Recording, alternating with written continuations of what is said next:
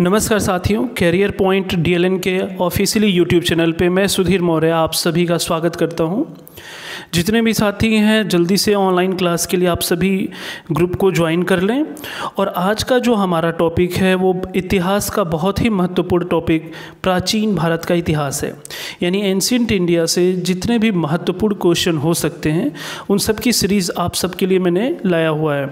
और आप सभी को करना ये है कि क्वेश्चन को ध्यान से आप पढ़ते रहें, देखते रहें और आपको जो भी इसका आंसर हो अगले 10 सेकंड के अंदर आंसर कमेंट सेक्शन में ज़रूर बताते रहें।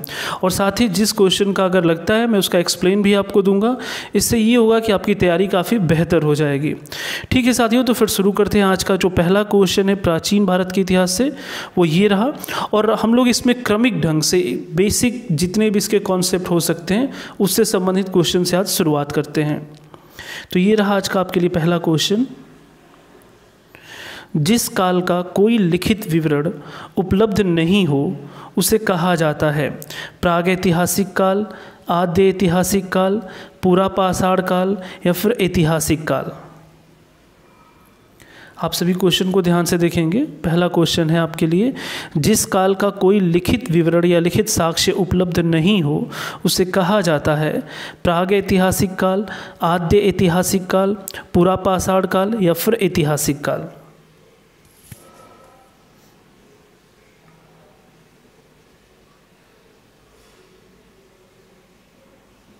देखिए जो पहला क्वेश्चन है इसका आंसर है ऑप्शन ए प्राग ऐतिहासिक काल। यहाँ आप थोड़ा ध्यान देंगे, प्राग ऐतिहासिक काल उसे कहा जाता है जिसका कोई भी लिखित विवरण अभी भी उपलब्ध नहीं है। यानी हम पूरी तरीके से पुरातत्व के ऊपर, उसके साक्ष्यों के ऊपर अगर हम डिपेंड है तो उसे प्राग ऐतिहासिक काल कहते हैं। जबकि आद्य ऐतिहासिक काल में ये होता है कि जो भी साक्ष्य हैं, लिखित साक्ष्य भी मौजूद होंगे लेकिन हम उसे अभी तक पढ़ न सके हों तो उसे हम आद्य ऐतिहासिक कहते हैं। जबकि ऐतिहासिक काल उसे कहा जाता है जिसके लिखित साक्ष्य भी हों और जिसे हम पढ़ भी चुके हों और जिससे हमके उनके बारे में पूरी जानकारी मिल चुकी हो। तो ठीक है साथियों, ध्यान रखेंगे प्राग ऐतिहासिक में लिखित साक्ष्य नहीं होते, आद्य ऐतिहासिक में लिखित साक्ष्य होते हैं पर पढ़े नहीं जा सके हैं, और ऐतिहासिक में लिखित साक्ष्य होते भी हैं और पढ़े भी जा सके हैं, उन्हें हम ऐतिहासिक काल कहते हैं। बढ़ते नेक्स्ट क्वेश्चन की तरफ। देखिए जो क्वेश्चन नंबर सेकेंड है, आदि मानव ने सर्वप्रथम किस पशु को पालतू बनाया था? आपका क्वेश्चन है आदि मानव ने सर्वप्रथम किस पशु को पालतू बनाया था? आपके ऑप्शन है बैल, कुत्ता, गाय या फिर हाथी। ये जो आज की जो प्राचीन भारत की टेस्ट सीरीज है ये रैपिड टेस्ट है, यानी छोटे छोटे क्वेश्चन है लेकिन कलेक्शन इतना बेहतर है कि आपकी तैयारी शुरू से लेकर अंत तक हो सकती है। तो आप लोग जल्दी जल्दी से आंसर करते रहें। देखिए जो सेकंड क्वेश्चन है उसका जो आंसर है वो है कुत्ता। कहा जाता है कि कुत्ता आदिमानव के द्वारा पहला पालतू जानवर बनाया गया था। ठीक है, बढ़ते अपने नेक्स्ट क्वेश्चन की तरफ। क्वेश्चन नंबर जो थर्ड है, आधुनिक होमो सेपियंस मानव का उद्भव किस काल में हुआ? निम्न पूरा पाषाण काल, मध्य पूरा पाषाण काल, उच्च पूरा पाषाण काल या फिर ताम्र पाषाण काल।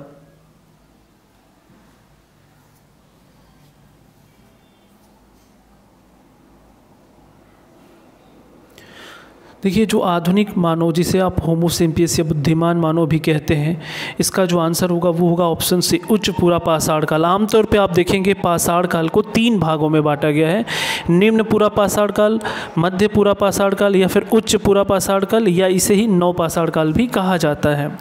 ठीक है, बढ़ते अपने नेक्स्ट क्वेश्चन की तरफ। देखिए क्वेश्चन नंबर जो फोर्थ है वो है, मानव ने आग का प्रयोग किस काल में प्रारंभ किया? मध्य पाषाण काल, नव पाषाण काल, ताम्र पाषाण काल या फिर कांस्य काल। ये ऐसे छोटे छोटे क्वेश्चन हैं जो आमतौर पे परीक्षाओं में पूछे जाते हैं और आप देखते होंगे कि बस छोटी सी गलतियां होती हैं और ऐसे क्वेश्चन भी आप पेपरों में गलत करके आते हैं जिससे रिजल्ट आपके रुक जाते हैं। अगर आप ये छोटी छोटी गलतियां करना छोड़ देते हैं तो निश्चित रूप से आपके परिणाम काफ़ी अच्छे होंगे। देखिए जो क्वेश्चन नंबर फोर्थ है इसका जो आंसर है वो है ऑप्शन बी नव पाषाण काल। ध्यान रखेंगे मानव ने जो आग का प्रयोग है वो नव पाषाण काल से ही प्रारंभ किया। ठीक है, बढ़ते अपने नेक्स्ट क्वेश्चन की तरफ। क्वेश्चन नंबर जो फिफ्थ है, मानव ने सर्वप्रथम किस धातु का प्रयोग किया? लोहा, चांदी, तांबा या फिर पीतल। आपको बताना है कि मानव ने सर्वप्रथम किस धातु का प्रयोग किया।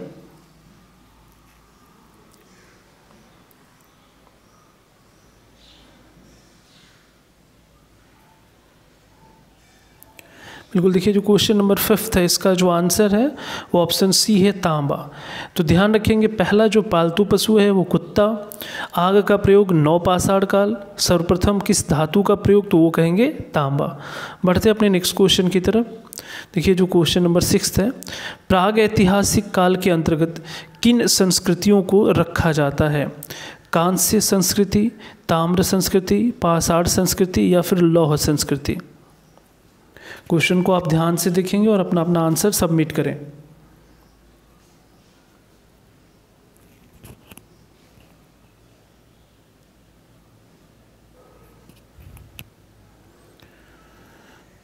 देखिए जो क्वेश्चन नंबर 6 है इसका जो आंसर है वो है ऑप्शन सी, पाषाण काल।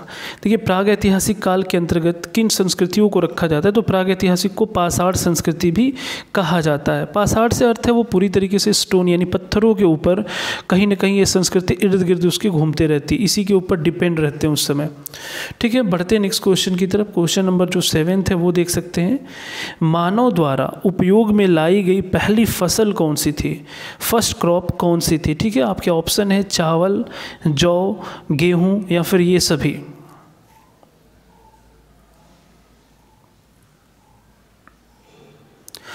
जल्दी जल्दी से आप सभी अपने आंसर बताते रहें। देखिए जो क्वेश्चन नंबर 7 है इसका जो आंसर है वो है ऑप्शन सी, गेहूं। ध्यान रखेंगे, गेहूं मानव द्वारा उपयोग में लाई गई पहली फसल मानी जाती है। बढ़ते हैं नेक्स्ट क्वेश्चन की तरफ। देखिए जो क्वेश्चन नंबर 8 है, मानव खाद्य पदार्थों का उत्पादक एवं उपभोक्ता कब बना? मानव खाद्य पदार्थों का उत्पादक एवं उपभोक्ता कब बना? आपके विकल्प हैं मध्य पाषाण काल, ताम्र पाषाण काल, नवपाषाण काल या फिर इनमें से कोई नहीं।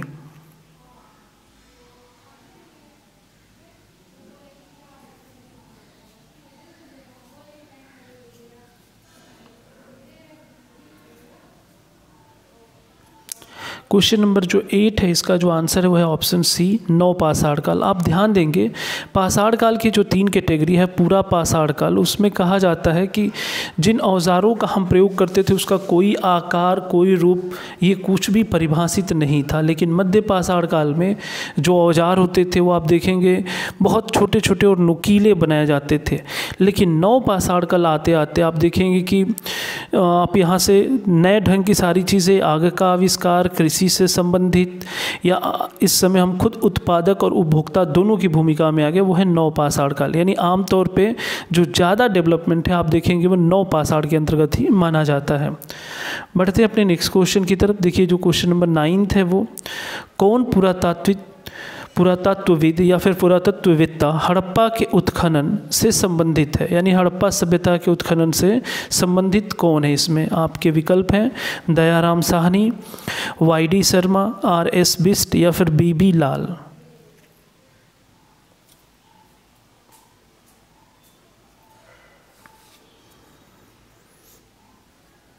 बिल्कुल, इस क्वेश्चन का आंसर आप सभी जानते होंगे। क्वेश्चन नंबर जो 9 है इसका ऑप्शन है ए, दयाराम साहनी। दयाराम साहनी ने ही आप देखेंगे कि 1921 में हड़प्पा सभ्यता के उत्खनन से वो संबंधित रहे हुए हैं। ठीक है, बढ़ते हैं नेक्स्ट क्वेश्चन की तरफ। क्वेश्चन नंबर जो 10 है, सिंधु घाटी सभ्यता, जिसे आप इंडस वैली सिविलाइजेशन कहते हैं, मानव इतिहास के किस काल से संबंधित है? प्राग ऐतिहासिक काल, आद्य ऐतिहासिक काल या फिर कोई नहीं। आप ध्यान से ऑप्शन को पढ़ें और इसके ऊपर विचार करें, क्योंकि इसके बारे में आपको एक्सप्लेन में पहले भी क्वेश्चन में दे चुका हूँ।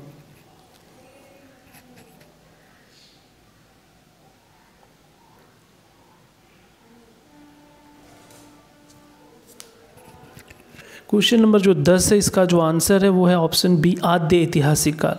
आपको यह पता होगा कि सिंधु घाटी सभ्यता की जो भी लिपि मिली है, यानी लिखित साक्ष्य मिले हैं, चित्रित रूप से भी हैं, कुछ लिखित भी हैं, लेकिन उसे आज तक अभी तक पढ़ा नहीं जा सका है।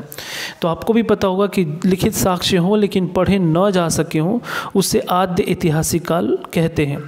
तो सिंधु घाटी सभ्यता इसी से संबंधित है। ठीक है, बढ़ते अपने नेक्स्ट क्वेश्चन की तरफ। देखिए जो क्वेश्चन नंबर 11 है, हड़प्पा के स्थलों में कांस्य नर्तकी की मूर्ति कहाँ से प्राप्त हुई है? हड़प्पा, कालीबंगा, चनहोदड़ो या फिर मोहनजोदड़ो।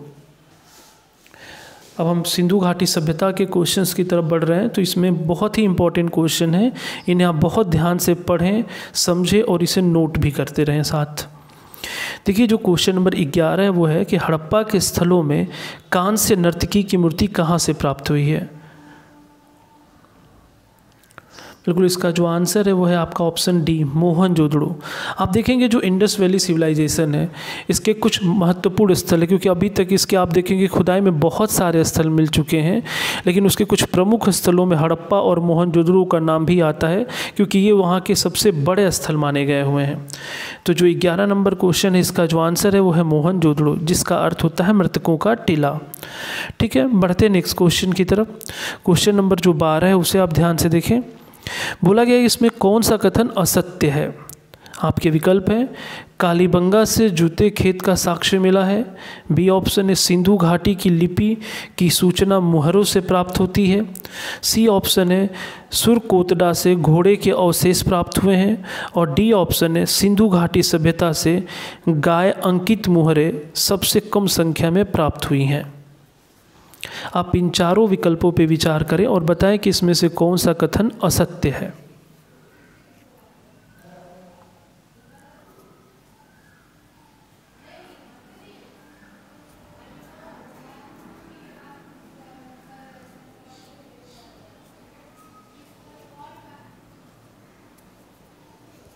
देखिए जो क्वेश्चन नंबर 12 है इसका जो आंसर है ऑप्शन डी, सिंधु घाटी सभ्यता से गाय अंकित मोहरे सबसे कम संख्या में मिले। आप देखेंगे कि इस समय आपको गाय का उल्लेख नहीं मिलता है और यहाँ पे दिया कि सबसे कम संख्या में प्राप्त हुई। ये जो विकल्प है वो क्या है? गलत है। ठीक है, बढ़ते हैं अपने नेक्स्ट क्वेश्चन की तरफ। देखिए जो क्वेश्चन नंबर 13 है, प्रसिद्ध पशुपति की मुहर कहाँ से मिली है? प्रसिद्ध पशुपति की मुहर कहाँ से मिली है? हड़प्पा, लोथल, मोहनजोदड़ो या फिर रंगपुर। क्योंकि आप देखेंगे हड़प्पा सभ्यता के सबसे प्रमुख देवता माने जाते हैं जिन्हें पशुपति भी कहा जाता है।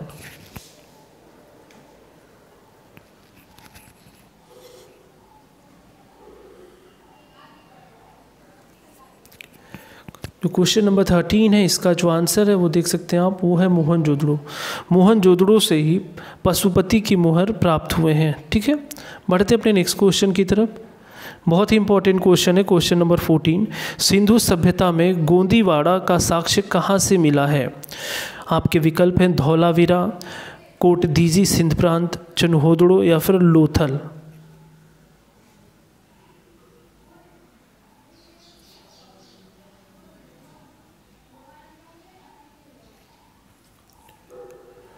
देखिए जो क्वेश्चन नंबर 14 है इसका जो आंसर है वो है option D, Lothal.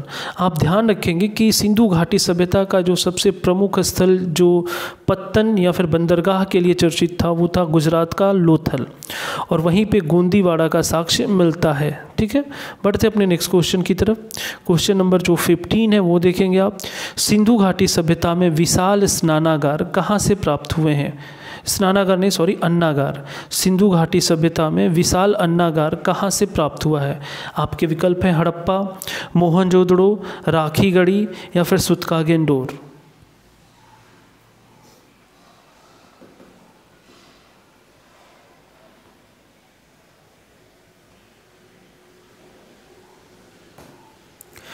Question number 15 का जो आंसर है वो है बी ऑप्शन, मोहनजोदड़ो। आप ध्यान रखेंगे साथियों कि जो मोहनजोदड़ो है वो सिंधु घाटी सभ्यता के प्रमुख स्थलों में है।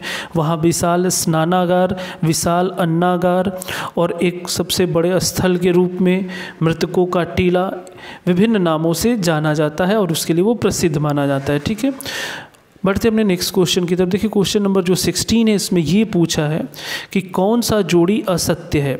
एक साइड में नगर दिया गया है और दूसरे साइड में उसके तट दिए गए हैं, यानी किस नदी के किनारे वो स्थित है। तो आपको बताना है इसमें कौन सी जोड़ी सही नहीं है। हड़प्पा, पहला ऑप्शन है हड़प्पा सिंधु नदी, मोहनजोदड़ो सिंधु नदी, कालीबंगा घग्गर नदी, आलमगीरपुर हिंडन। आपको बताना है इसमें से कौन सा सुमेलित नहीं है। और आप जितने लोग आंसर कर रहे हैं वो ये भी बताएंगे कि जो सुमेलित नहीं है वो वास्तव में किस नदी पे है, ये भी अगर आप बता सकते हैं तो बताएं।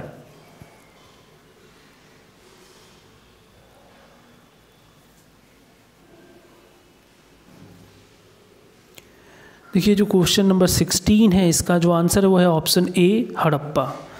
जो हड़प्पा है वो सिंधु नदी पे नहीं बल्कि रावी नदी पे स्थित है, और बाकी जितने इसमें विकल्प दिए हैं वो सभी सही हैं। आलमगीरपुर आप देखेंगे ये उत्तर प्रदेश के गाज़ियाबाद के निकट पड़ता है आलमगीरपुर, जो हिंडन नदी के आसपास का है। ठीक है, बढ़ते हैं नेक्स्ट क्वेश्चन की तरफ। देखिए क्वेश्चन नंबर जो 17 है, सिंधु सभ्यता की सर्वमान्य तिथि क्या है। हालांकि आप देखेंगे इसके ऊपर विवादास्पद भी है इसके तिथि को लेकर, लेकिन फिर भी सर्वमान्यता किस तिथि पे है। आपके विकल्प हैं 2500 से 1800 ईसा पूर्व, 2500 से 1750 ईसा पूर्व, 2900 से 1700 ईसा पूर्व, या फिर 2400 से 1800 ईसा पूर्व।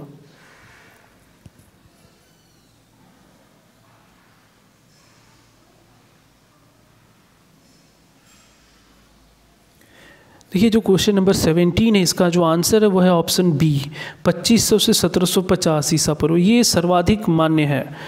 जितने भी विद्वान हैं या जितने भी पुरातत्वविद हैं उनमें एक कॉमन अगर देखा जाए तो 2500 से 1750 ईसा पूर्व को वो मान्यता देते हैं। ठीक है, बढ़ते अपने नेक्स्ट क्वेश्चन की तरफ। क्वेश्चन नंबर 18 देखेंगे आप।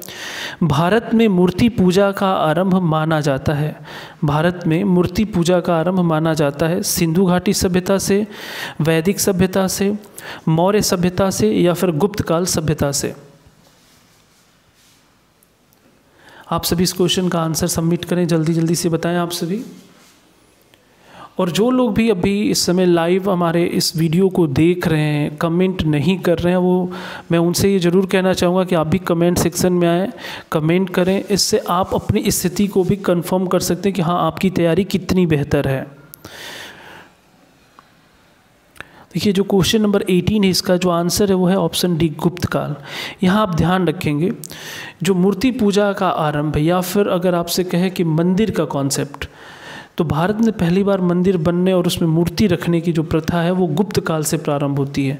ठीक है, क्योंकि इसके पहले की जो आप सभ्यता सिंधु घाटी या वैदिक देखेंगे उसमें पूजा होती थी, धार्मिक आस्थाएं थी, लेकिन उन्हें किसी मूर्ति के रूप में देना या एक स्थायी रूप से मंदिर बनाना ऐसा कॉन्सेप्ट अभी नहीं रहता है। तो ये ध्यान रखेंगे, भारत में मूर्ति पूजा या फिर मंदिर का जो कॉन्सेप्ट है वो गुप्त काल से प्रारंभ हुआ है। बढ़ते अपने नेक्स्ट क्वेश्चन की तरफ। देखिए क्वेश्चन नंबर जो 19 है, ऋग्वैदिक आर्य किसकी पूजा करते थे। प्रकृति, गाय, वृक्ष, या फिर माता की। क्वेश्चन नंबर 19 आप ध्यान से देखें।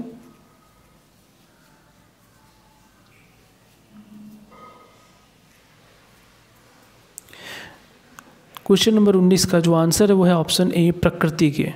जो ऋग्वैदिक आर्य हैं वो प्रकृति के काफ़ी करीब थे और उन्हें ही आराध्य मानते थे और उन्हीं की पूजा करते थे। ठीक है, बढ़ते हैं नेक्स्ट क्वेश्चन की तरफ। देखिए क्वेश्चन नंबर जो 20 है, आर्य भारत में सबसे पहले कहाँ बसे। सप्त सिंधु प्रदेश, नर्मदा घाटी, यमुना, या फिर उपरोक्त सभी।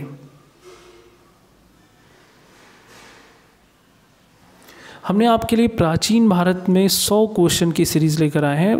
हड़प्पा सभ्यता से पाषाण काल से लेके मौर्योत्तर काल, गुप्तोत्तर काल, जितने भी क्वेश्चन हो सकते हैं सबसे संबंधित।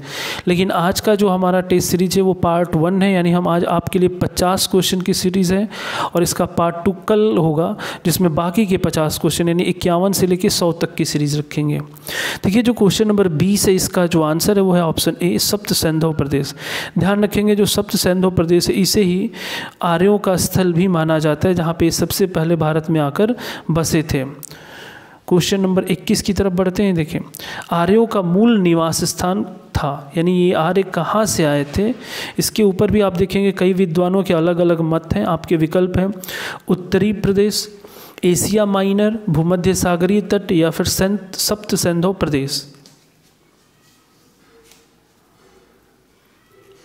आर्यों का मूल निवास स्थान आपसे पूछा गया है।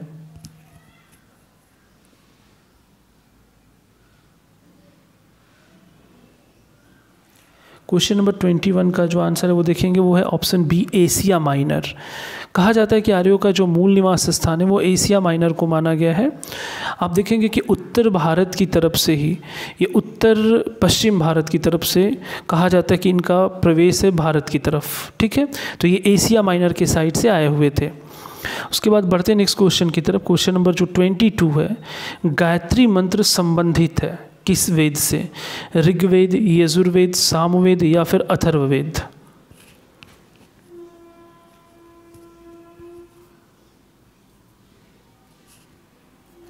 आप देखेंगे कि वैदिक काल में जो 4 प्रमुख वेद हैं, इनसे संबंधित बहुत सारे क्वेश्चन बनाए जाते हैं, लेकिन आप ध्यान देंगे कि इन चारों वेदों में जो वैदिक काल है उसमें पहले वेद की रचना यानी ऋग्वेद की रचना प्रारंभिक स्थिति में हुई है, इसलिए उसे पूर्व वैदिक काल भी कहा जाता है। 1500 से 1000 ईसा पूर्व को और 1000 ईसा पूर्व से 500 ईसा पूर्व को उत्तर वैदिक काल कहा जाता है। तो क्वेश्चन नंबर जो 22 है गायत्री मंत्र, उसका जो आंसर है वो है ऑप्शन ए ऋग्वेद। ठीक है, आप देखेंगे ऋग्वेद में ही गायत्री मंत्र का उल्लेख किया गया है। पढ़ते हैं अपने नेक्स्ट क्वेश्चन की तरफ। क्वेश्चन नंबर जो 23 है वो देख सकते हैं, यहाँ थोड़ा गलत प्रिंट हो गया है। ये लिखा है सत्यमेव जयते उक्ति कहाँ से ली गई है? छांदोग्य उपनिषद, मुंडकोपनिषद, मनुस्मृति या फिर ऋग्वेद?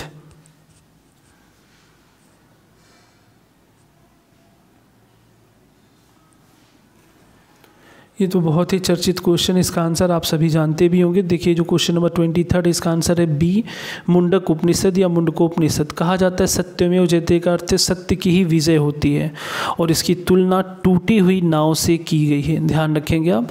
क्वेश्चन नंबर 23 का जो आंसर है वह option B, Mundakopanishad. Question number 24 आप देखेंगे, ऋग्वेद का जो 9वां मंडल है, आपको पता है कि टोटल 10 मंडल हैं, उसमें से जो 9वां मंडल है इसमें किस एक को ही समर्पित, देख सकते हैं आप पूरे क्वेश्चन को, ऋग्वेद का जो 9वां मंडल है किस एक को ही समर्पित सूक्तों का संग्रह है? सोम, अग्नि, वरुण या फिर इंद्र? तो आपको बताना इसमें किसको समर्पित ये 9वां मंडल है।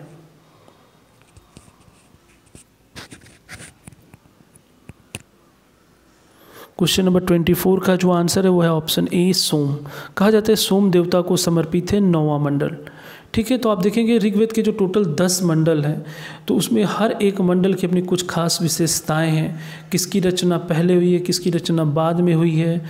तो इन सब से भी अभी काफ़ी क्वेश्चन है जो आगे आपको मिलेंगे। देखिए नेक्स्ट क्वेश्चन की तरफ बढ़ते हैं। निम्न में प्राचीनतम वेद कौन सा है? ऋग्वेद, सामवेद, यजुर्वेद या फिर अथर्ववेद?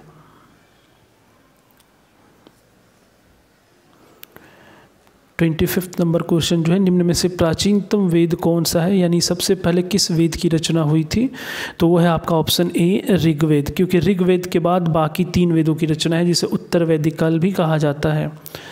नेक्स्ट क्वेश्चन की तरफ बढ़ते हैं। देखिए जो उत्तर वैदिक काल में इंद्र का स्थान किस देवता को मिला है? आपके विकल्प है वरुण, प्रजापति, विष्णु या फिर महेश।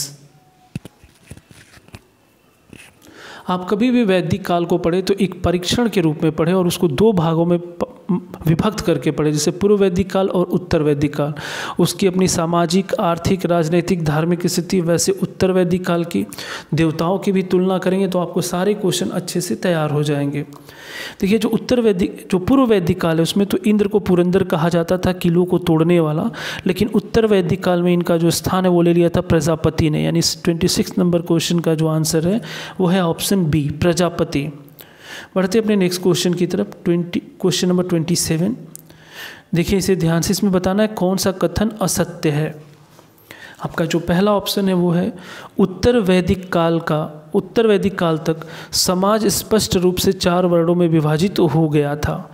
उत्तर वैदिक काल में गोत्र प्रथा का प्रचलन शुरू हुआ। सी ऑप्शन है उत्तर वैदिक काल में स्त्रियों को सभा में प्रवेश की अनुमति थी जबकि ऋग वैदिक काल में ऐसा नहीं था। या फिर डी ऑप्शन है भारत में लोहे का प्रयोग का पहला साक्ष्य उत्तर प्रदेश के अतरंजी खेड़ा से मिला है। आपको बताना है कि इसमें से कौन सा कथन असत्य है।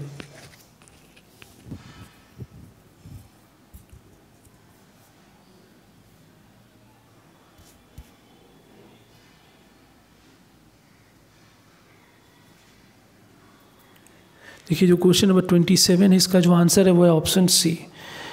यहाँ पे आप देखेंगे कि जो बाकी 3 विकल्प है ए, बी तथा डी वो तीनों सत्य हैं, जबकि सी में लिखा है कि उत्तर वैदिक काल में स्त्रियों को सभा में प्रवेश की अनुमति थी, तो ऐसा नहीं है। ऋग वैदिक काल आप और ऋग्वैदिक काल में ऐसा नहीं था, जबकि ये बिल्कुल उल्टा लिखा हुआ। ऋग्वैदिक काल में तो उन्हें कुछ हद तक था, लेकिन उत्तर वैदिक काल तक आते आते इनकी स्थिति और भी दयनीय हो जाती है। तो ये जो सी ऑप्शन है ये गलत है। बढ़ते हैं नेक्स्ट क्वेश्चन की तरफ। देखिए जो क्वेश्चन नंबर 28 है, जो कि बहुत बार परीक्षाओं में पूछा गया है। इनमें नदियों के प्राचीनतम और आधुनिक नाम दिए गए हैं। आपको इसमें वो चुनना है कि जो कथन असत्य है। पहला लिखा है वितस्ता नदी, जो आज की झेलम है, परुसड़ी, रावी, सतुद्री, स्वात या फिर विपासा, व्यास। आपको बताना है इसमें से कौन सा असत्य है।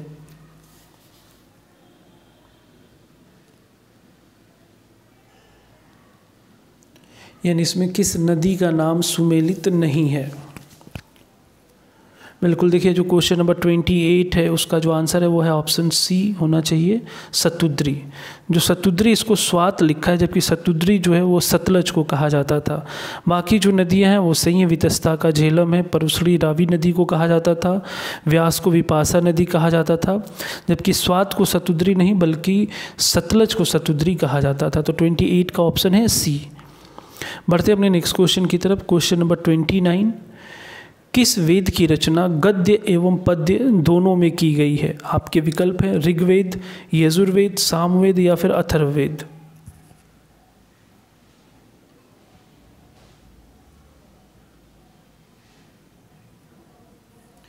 मैं एक बार फिर से आप सबसे अपील करना चाहूँगा, जो भी नए स्टूडेंट हैं जल्दी से हमारे इस वीडियो से जुड़ जाएं और आप कमेंट सेक्शन में आके अपने कमेंट देते रहें। आप बताते रहें कि हाँ इसका आंसर क्या हो सकता है, गलत या सही। जब आप पार्टिसिपेट करेंगे तभी आपकी तैयारी बेहतर हो पाएगी। देखिए जो क्वेश्चन नंबर 29 है इसका जो आंसर है वो है ऑप्शन बी, यजुर्वेद।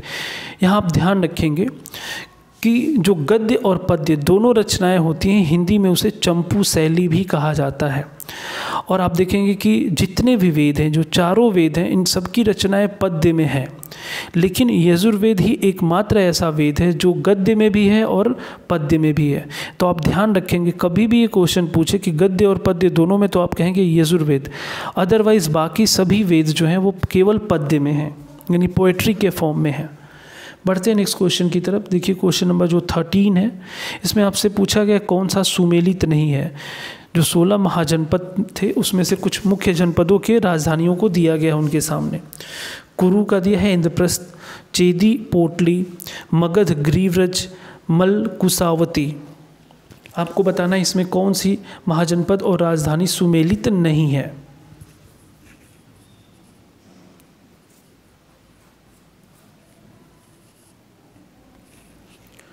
देखिए जो क्वेश्चन नंबर 13 है इसका जो आंसर है वो है ऑप्शन बी, चेदी का लिखा है पोटली। जबकि आपको पता है पोटली या फिर पोटन जो है ये अस्मक की राजधानी है, और ये जो चेदी की राजधानी है वो सुक्तिमती है। तो यहाँ पे ये एक ऑप्शन जो है वो गलत है। ठीक है, बढ़ते हैं नेक्स्ट क्वेश्चन की तरफ। पाटलिपुत्र नगर का संस्थापक था, किसे कहा जाता था जिसने पाटलिपुत्र की स्थापना की थी। बिंबिसार, अजातशत्रु, उदयन या फिर घनानंद।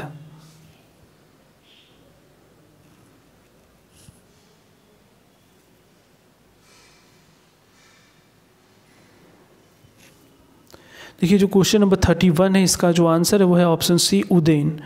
ये हर्यक वंश का शासक माना जाता था उदयन, और इसने ही पाटलिपुत्र नगर की स्थापना की थी। ठीक है, बढ़ते हैं अपने नेक्स्ट क्वेश्चन की तरफ। क्वेश्चन नंबर जो 32 है, किस शासक की उपाधि कुड़िक थी, यानी किसे कुड़िक के उपनाम से भी जाना जाता था। अजातशत्रु, उदयन, कालाशोक या फिर महापद्मनंद।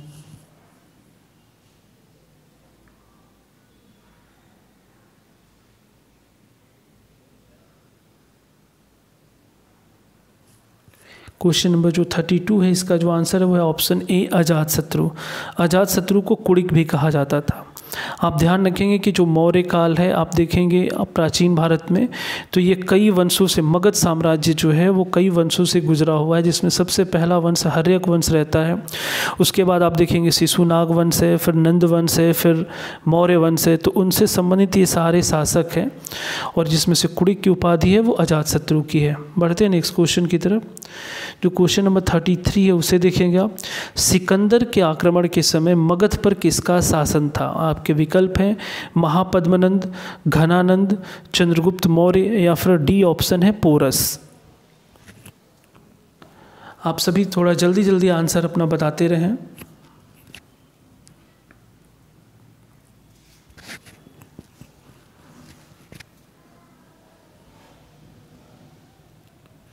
क्वेश्चन नंबर जो 33 है, इसका जो आंसर है वो है घनानंद। ये मगध के नंद वंश का अंतिम शासक था घनानंद, जिसके समय सिकंदर का मगध पर आक्रमण हुआ था। बढ़ते नेक्स्ट क्वेश्चन की तरफ। कालाशोक की राजधानी कहाँ थी? कालाशोक या इसे काकवड़ भी कहा जाता था, इसने अपनी राजधानी कहाँ बनाई थी? वैशाली, राजगृह, पाटलिपुत्र या फिर अवंती?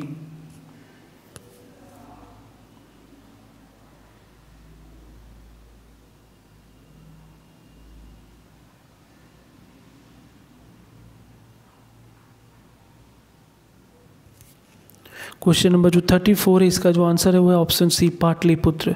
आप ध्यान रखेंगे मगध की जो राजधानी गिरिव्रज या राजगृह थी, वो आए दिनों जो भी शासक आया वो अपने अपने हिसाब से उसकी राजधानी को बदलते रहे। तो जब कालाशोक था तो उसने राजधानी पाटलिपुत्र को बनाई थी मगध की।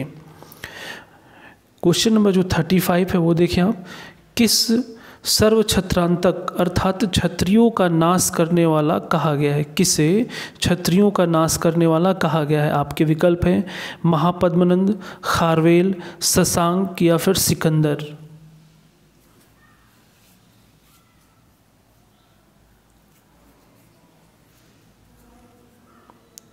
क्वेश्चन नंबर जो 35 है, इसका आंसर जो है वो है ऑप्शन ए, महापद्मनंद।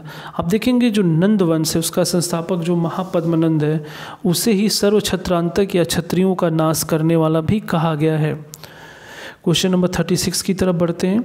सिकंदर कहाँ का शासक था? मकदूनिया, बेबीलोन, ईरान या फिर चीन?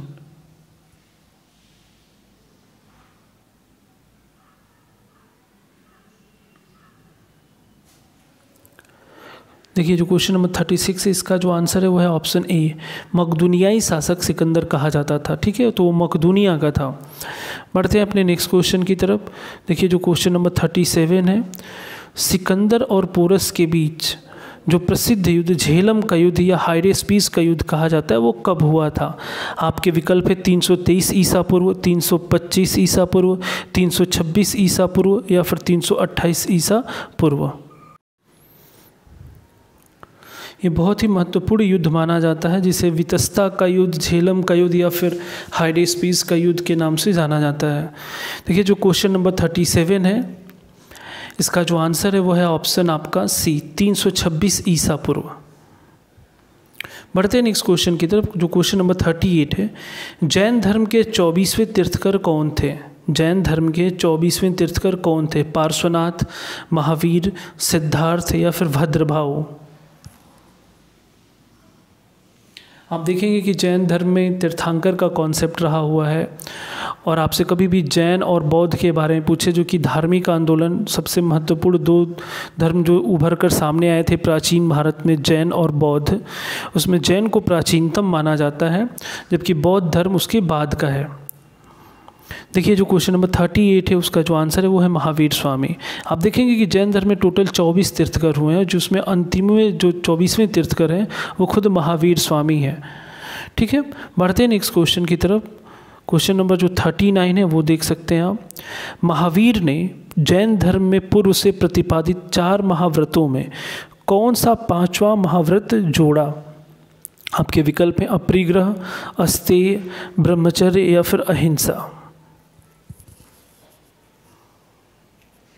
ये बहुत ही महत्वपूर्ण क्वेश्चन माना जाता है, क्योंकि अक्सर पेपर में पूछता है कि 5वां महाव्रत जो महावीर स्वामी ने जोड़ा है वो कौन सा है व्रत। 39 नंबर क्वेश्चन। देखिए इस क्वेश्चन का जो आंसर है वो है ऑप्शन सी, ब्रह्मचर्य। इससे पहले जो 4 महाव्रत थे, आप देखेंगे कि सत्य, अहिंसा, अपरिग्रह या अस्तेय, ये चारों चीज़ें पहले से ऑलरेडी थी, लेकिन जो 5वां महाव्रत ब्रह्मचर्य है वो महावीर स्वामी की देन मानी जाती है। क्वेश्चन नंबर 40 की तरफ बढ़ते हैं। जैन धर्म में त्रिरत्न का नाम है सम्यक दर्शन, सम्यक ज्ञान, सम्यक आचरण या फिर उपरोक्त सभी। जैन धर्म में इसमें से किसे त्रिरत्न का नाम दिया गया है?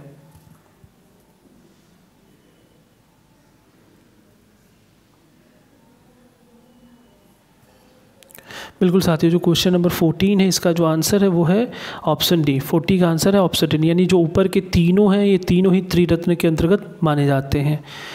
बढ़ते हैं नेक्स्ट क्वेश्चन की तरफ। क्वेश्चन नंबर जो 41 है, महावीर ने किस भाषा में उपदेश दिया? महावीर स्वामी जो थे उन्होंने अपने किस भाषा में उपदेश दिया? प्राकृत, संस्कृत, हिंदी या फिर द्रविड़?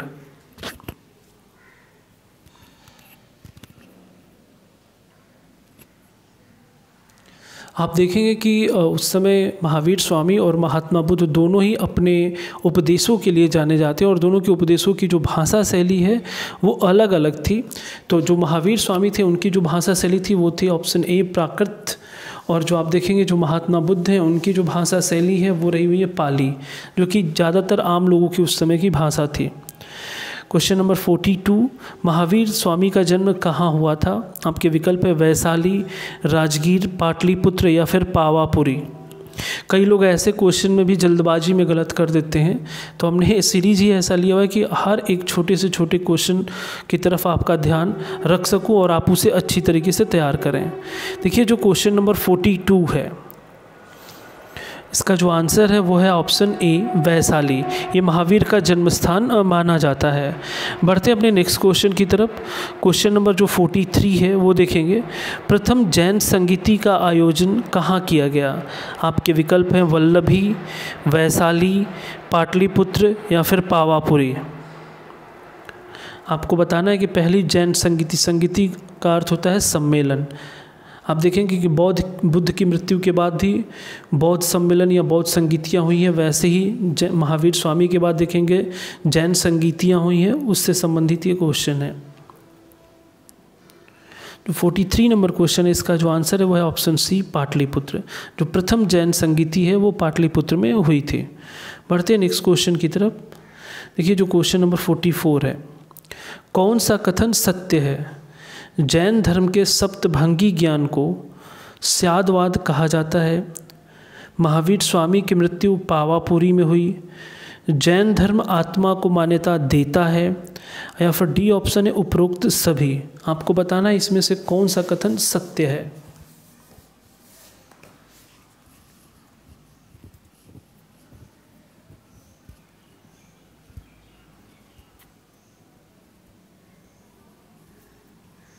ये जो क्वेश्चन नंबर 44 है इसका आंसर है ऑप्शन डी उपरोक्त सभी, यानी जो तीनों ऊपर के ए, बी और सी हैं वो तीनों ही सत्य हैं। जहाँ तक मुझे उम्मीद है आप जितने भी लोग इस समय इस क्वेश्चन को कर रहे होंगे उन्हें पहले विकल्प यानी ए और बी इन दोनों के बारे में जानकारी रही होगी। सी के ऊपर आपको डाउट होगा कि ये सही है या फिर गलत है।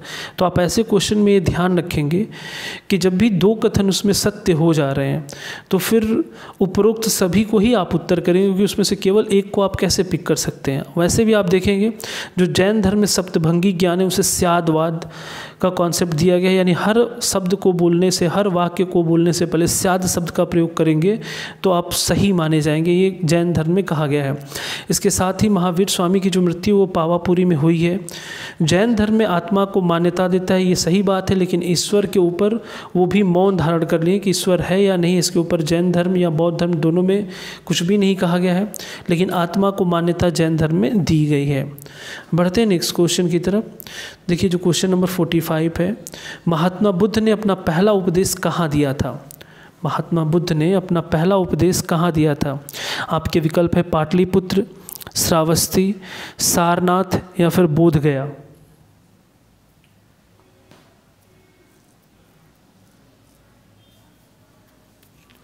बिल्कुल इस क्वेश्चन का जो आंसर है वह है ऑप्शन सी सारनाथ। आप देखेंगे कि बुद्ध ने जब अपना पहला उपदेश सारनाथ में दिया, इस घटनाक्रम को धर्मचक्र प्रवर्तन भी कहा जाता है।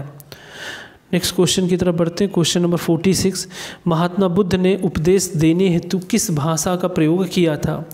पाली, संस्कृत, द्रविड़ या फिर हिंदी। बिल्कुल इस क्वेश्चन का आंसर आप बहुत जल्दी दे सकते हैं, जल्दी जल्दी बताएं आप सभी। देखिए जो क्वेश्चन नंबर 46 है इसका जो आंसर है वह option A Pali.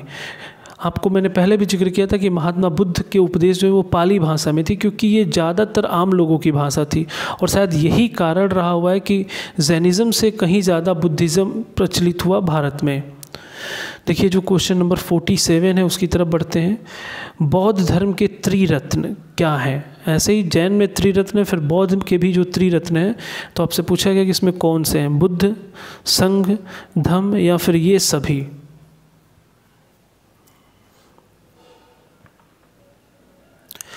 Question number 47 का आंसर है सभी। बौद्ध, धम्म, संघ ये त्रिरत्न माने जाते हैं बौद्ध धर्म में। क्वेश्चन नंबर 48 की तरफ बढ़ते हैं। किसके शासनकाल में बौद्ध धर्म 2 भागों यानी हीनयान तथा महायान में बट गया? आपके विकल्प है अजातशत्रु, अशोक, कनिष्क या फिर काकवर्ण। बताएं आप सभी इस क्वेश्चन का आंसर। ये बहुत ही महत्वपूर्ण क्वेश्चन है।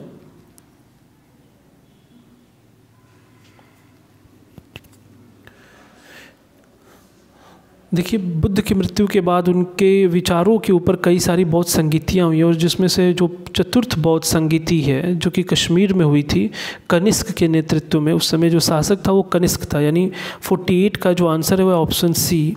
और उसी समय आप देखेंगे बौद्ध धर्म 2 भागों में विभाजित हो जाता है और एक हो जाता है हीनयान तथा दूसरा हो जाता है महायान। बढ़ते हैं क्वेश्चन नंबर 49 की तरफ।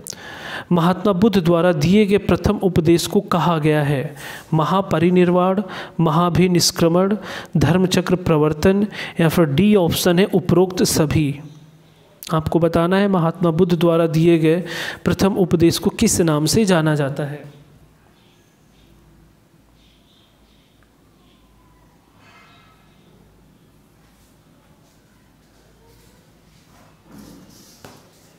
बिल्कुल इसका आंसर मैं आपको बता भी चुका था। देखिए 49 का आंसर है ऑप्शन सी धर्मचक्र प्रवर्तन। आप देखेंगे जो महापरिनिर्वाण है वो बुद्ध के मोक्ष के समय की बात को यानी उनकी मृत्यु को महापरिनिर्वाण कहा गया है। जब उन्होंने गृह त्याग किया था उसे महाभिनिष्क्रमण कहा गया है। जब उन्होंने प्रथम उपदेश दिया उसे धर्मचक्र प्रवर्तन कहा गया है। ठीक है, बढ़ते हैं आज के लास्ट क्वेश्चन की तरफ जो क्वेश्चन नंबर 50 है। बौद्ध संगीतियों में कौन सा सुमेलित नहीं है? जो प्रथम बौद्ध संगीति है वो अजातशत्रु के समय हुई, द्वितीय बौद्ध संगीति कालाशोक, तृतीय अशोक या फिर चतुर्थ हर्षवर्धन। आपको बताना है इसमें से कौन सी बौद्ध संगीति किस शासक के समय सुमेलित नहीं है।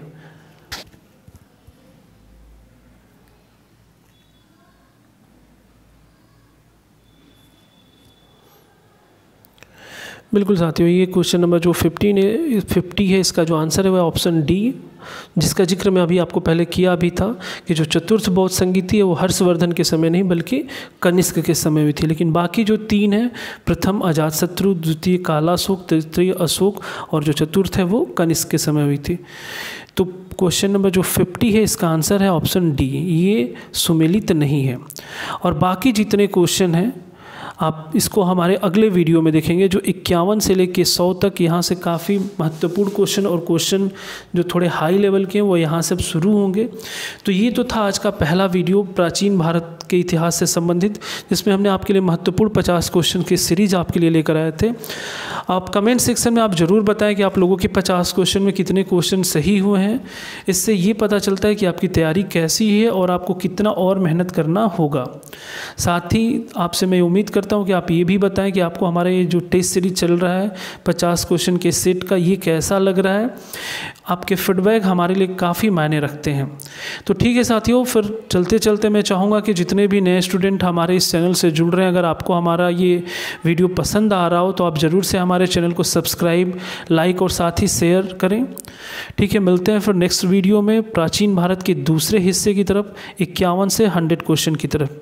ठीक है, तब तक के लिए धन्यवाद।